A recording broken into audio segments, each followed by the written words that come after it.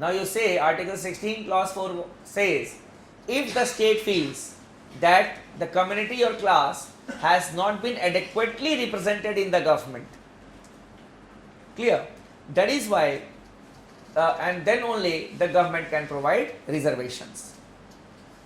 One question that you may prepare, because reservation is always a very volatile issue in this country, you can write a question: too much demand for reservation, too much demand for reservation, or too much reservation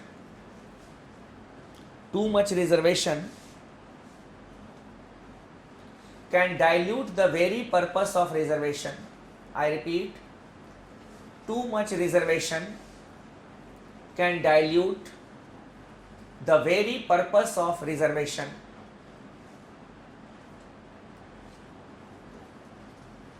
Quote unquote comment. Quote unquote comment. Now here, basically, the questions based on caste, the question based on religion, they are very touchy questions, and we need to develop a very balanced approach while writing a question on caste or religion. Reservation is a very touchy issue in this country, very touchy issue. And if a person gets reservation, he praises it. If he is not getting reservation, then he is against it. Now here the statement is, too much reservation can dilute the very purpose of reservation. Okay, too much reservation. Now, in what context this question can be framed or has been framed? Every day we see the demand for reservation coming from various sections of the society. Now, why the reservations were given? And reservation in jobs were not provided under the original constitution. There is lot of misconception in this country that reservation was only meant for 10 years. That was reservation in the legislature. The original constitution provided for reservation for scheduled caste and scheduled tribes in the Vidhan Sabha and in the Lok Sabha. Reservations were not provided in jobs under the original constitution. Article 15 clause 4 was added by the first amendment act that we had discussed just now, and after that only the reservation policy of the government of India was announced. Now in the beginning, reservation was meant only for the scheduled caste and scheduled tribes. What was the rationale? When we talk about reservation for the scheduled caste, this particular caste, that is the scheduled caste, these people were deprived of the basic amenities by our ancestors. Untouchability was rampant in the society. These people, the people of a particular caste, they were forced to remain outside the mainstream of the society. They were deprived of basic education, and that is why they remained economically backward also. That is why some people object, okay, the constitution says that is socially and educationally backward classes, why reservation should be on the basis of caste? This is the reason that the people of particular caste, they were deprived of certain things. They were considered as untouchables. They were not given proper education. and because of their deprivation, they were economically backward also. Dr. Ambedkar has given an economic analysis of this aspect. So to bring them into mainstream, the reservation was provided for the scheduled castes, scheduled tribes. Who are tribes? The tribes, basically, they live in remote areas and they have got their own culture, own tradition. They also were kept outside the mainstream. So, as we entered or as we started our journey towards development in a free India, we thought of giving these people their due share in the society. Bring them into mainstream, and then there will be Sarvajan Hitaya, we can say, Sarvodaya, as Gandhi said. Gandhi said Sarvodaya, Antyodaya. That is the emancipation of everyone. That was the main aim of reservation. But what we see here is that after nearly more than 65 years of independence, these people have not got their due share in the society. No doubt reservation is being given, but the problem with the reservation policy is that the inclusion is less. Inclusion is less. Within the scheduled caste and scheduled tribes also, what we have seen is that there has emerged we can say an elite. An elite which is getting the benefits of reservation. Lot of suggestions are there that if one generation has availed the reservation successfully, it should not be given to the other generations, so that new people will be included and the aim of social inclusion will be fulfilled. These are certain, we can say, recommendations which have been given. The same is regarding the scheduled tribes also. You say, earlier there was a concept which was very much prevalent, and the students who may have read sociology, they may be knowing the concept of Sanskritization. The concept of Sanskritization. And Sanskritization is a word coined by M.N. Srinivas, who was an eminent sociologist. Sanskritization is imbibing the values of the so-called upper classes. Imbibing the values of the so-called upper classes. You see, in this part of this country, people belonging to the scheduled castes, many of them do not take non-vegetarian food. But in other parts, it is scheduled caste means he will be having non-vegetarian food. What is this? It is Sanskritization. Imbibing the values of the so-called upper castes. Sanskritization. Nowadays, a term that we use is desanskritization. Earlier, 10 years earlier, 12 years earlier, you tell a person, hey, you are a backward. Hey, I am not backward, I am forward. But now, he proudly says, yes, I am backward. I am backward. It is desanskritization. Earlier, it was related with values. Now it is related with privileges in the society. Privileges. And that is why what we see, that demand for reservation is coming from every quarters. Yadavs, to start with, Kurmis, they are well off in the societies. The Kurmis are landlords in Bihar. Yadavs are also well off. Yes. And obviously, if you say, no sir, backwardness is there in every caste. Every caste. Every religion, backwardness is there. And our reservation policy is biased towards Hindus. When we talk about scheduled castes, it means you are giving reservation only to the Hindus. Why not Dalit Muslims?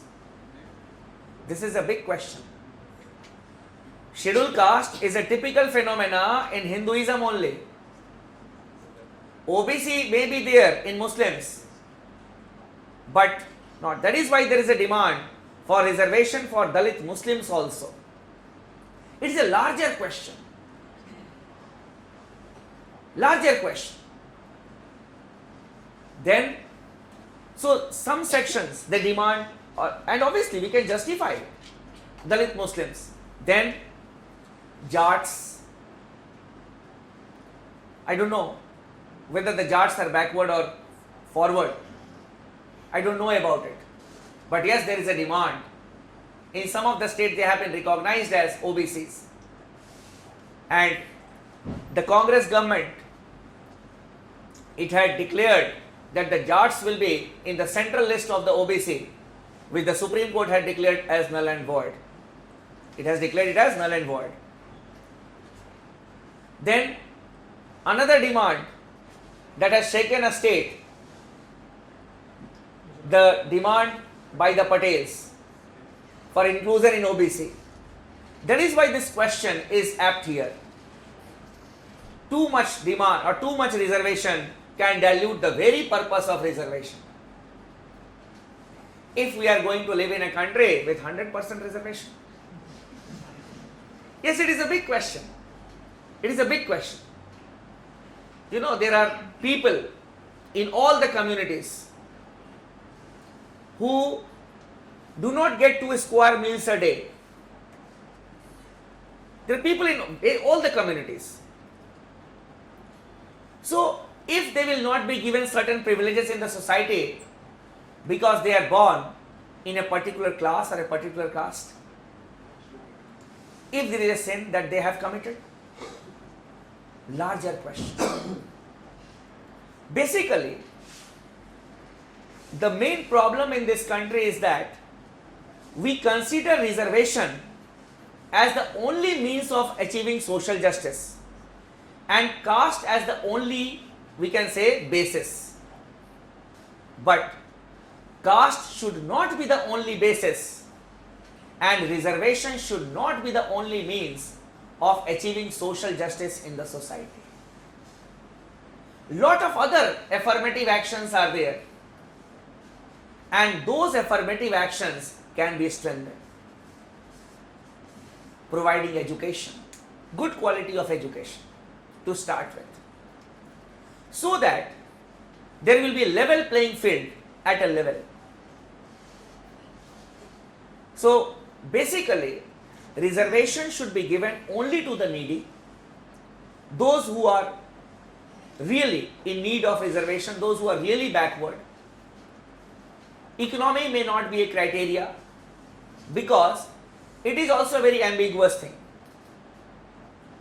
For those who are in the organized sector, you can know their income, but what about the unorganized sector? What about the unorganized sector? So a lot of loopholes are also there. People say that economics should be a basis. Economic aspect cannot be a basis. Other affirmative action should be taken. The emphasis should be on the emancipation of those living below the poverty line, BPL. These type of schemes should be there. And reservations should be made only for those who really deserve it. And too much demand for reservation obviously will dilute the very purpose of reservation, that is social inclusion. Clear? So you should be very much, we can say, open-minded while writing such type of question. We are not supposed to oppose reservation. Reservation is an affirmative action. And the purpose of reservation was very noble. It was not, we can say, political in nature. But now it has become political in nature. Now coming to article number 17, 1-7.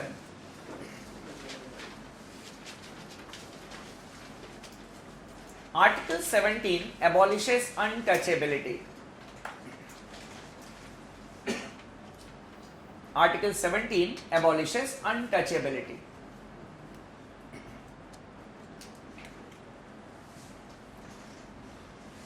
Untouchability is found in Islam or not? No, it is not found in Islam. If it is in Christianity or not? No. Then our answer is untouchability is a typical practice of the Hindu social order.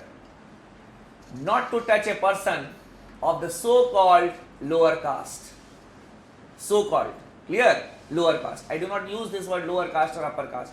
So-called lower castes. It is a typical practice of the Hindu social order. Not to touch. And Article 17 prohibits untouchability. Clear? Untouchability is a criminal offence. बोलोगे ना कि नहीं, will not touch this person or that person if any government office, then or anywhere, it is a criminal offence. बता दिया मैंने, ये मत बोलना सर ने बताया नहीं था. Now coming to article number 18.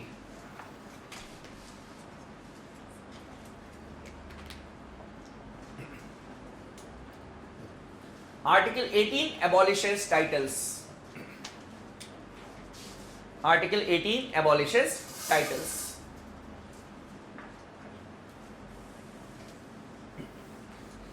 Here you can write, then I will explain it. Article 18 clause 1. Article 18 clause 1 prohibits the state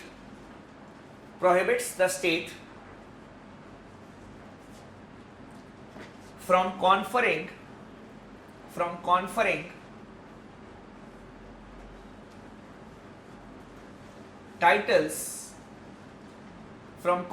titles on the individuals.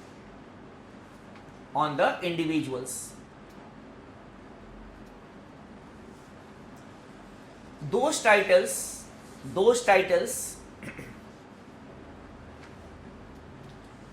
which create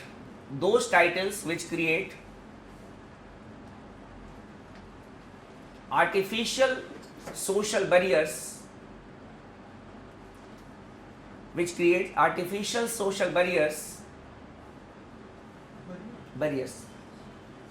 have been abolished. Artificial social barriers, they have been abolished. Rich, poor. You can further write, only academic and military distinctions are allowed. Only academic and military distinctions are allowed. I repeat, only military and academic distinctions are allowed.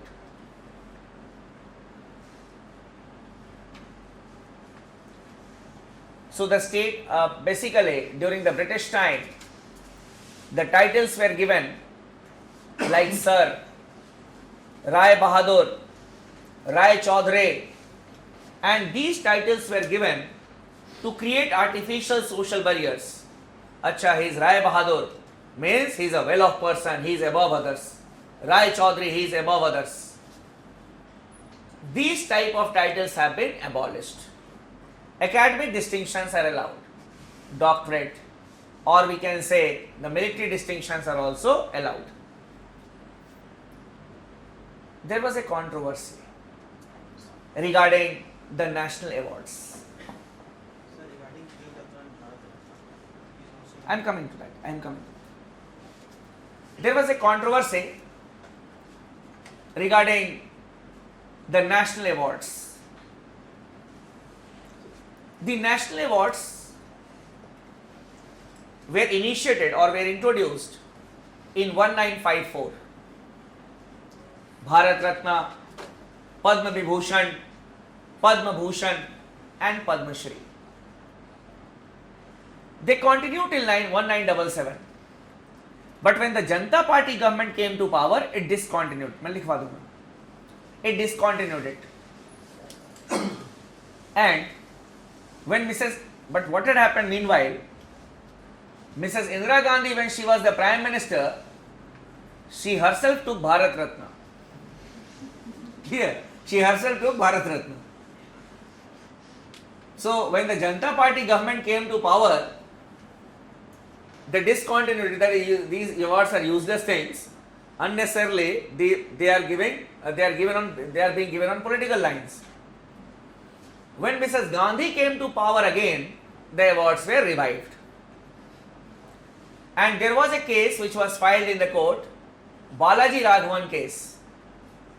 And in that case, the Supreme Court said that these are awards and these are not titles. So a directive was given regarding the national awards. Obviously, we all know that Bharat Ratna, Padma Vibhushan, Padma Bhushan, Padma Shri are awards. But I don't know why Balaji Raghavan had gone to the Supreme Court. Obviously, the result was nothing. But we had to remember one more name for your examination. Clear? So, if you encircle Balaji Raghavan, you will get a job. That is why you need to read it. Likh lo. The national awards were introduced in 1954, but were discontinued. They were discontinued when the Janata Party government came to power.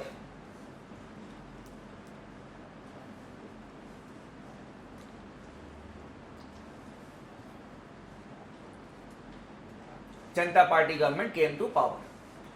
The awards were again revived. The awards were again revived in 1980.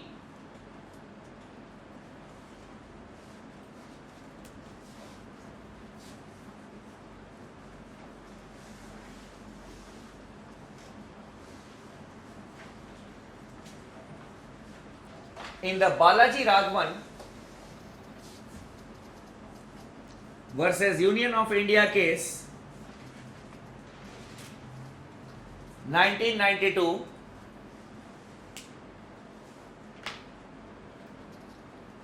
it was contended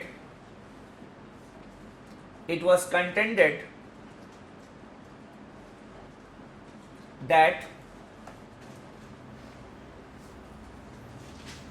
the national awards should be discontinued.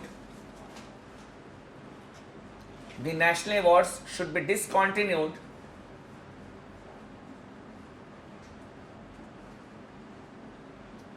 as they are titles. As they are titles. Contended means Balaji Raghavan, he pleaded before the court. Next. The Supreme Court in this case held that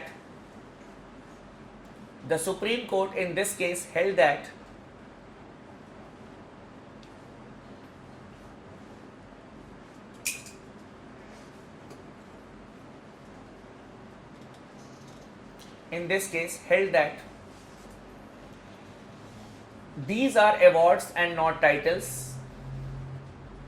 These are awards and not titles.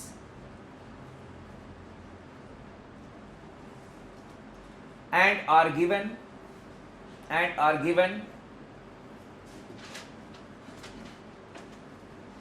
to an individual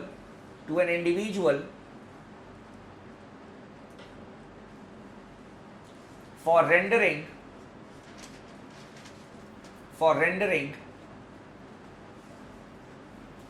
service to the society,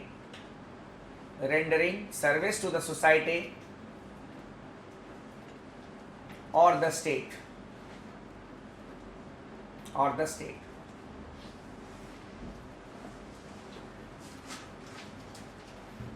But the Supreme Court held that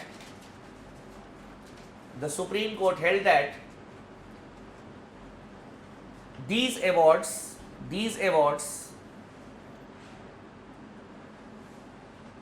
are not to be used as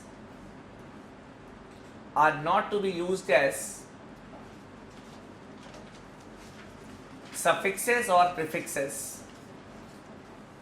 Suffixes or prefixes. So even by mistake you get Bharat Ratna, you should not use Bharat Ratna and then you write your name. Clear? I said by mistake because most of the people get it posthumously. Okay, that is one thing.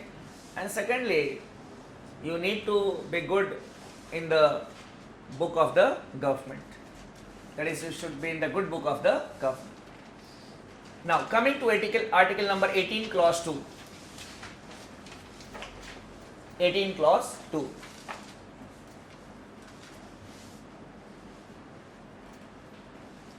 A citizen of India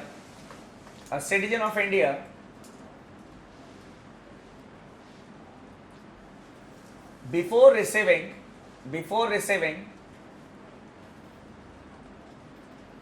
a title or an award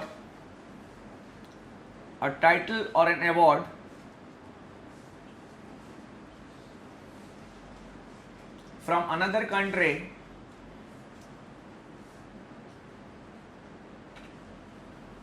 need to take the permission of the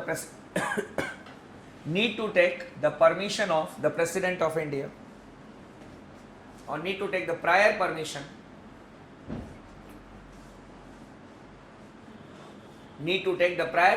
of the President of India.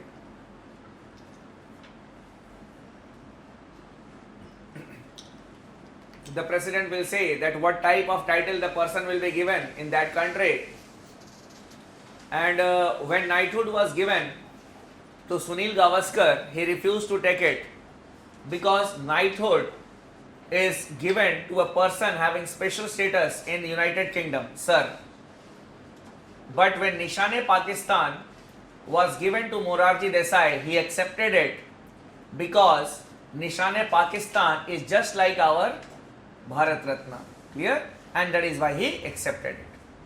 We'll stop here for the day as we have completed our discussion on right to equality. Article 18 clause 3 is also there, and it says that even if a foreign national is there and if he has to receive a title or award even from his own country, he need to take the permission of the President of India.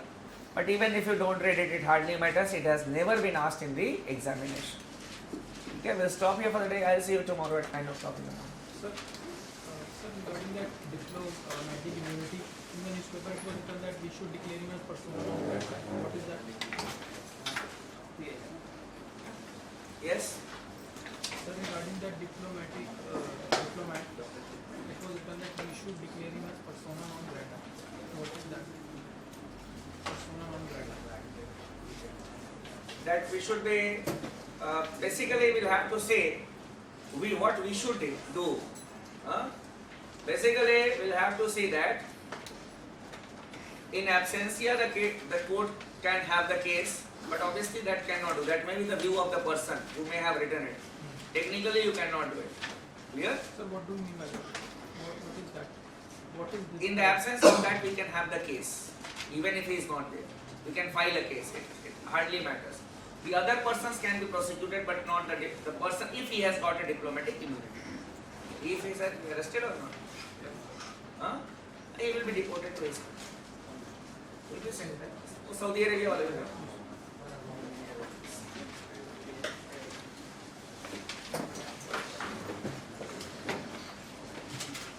Question.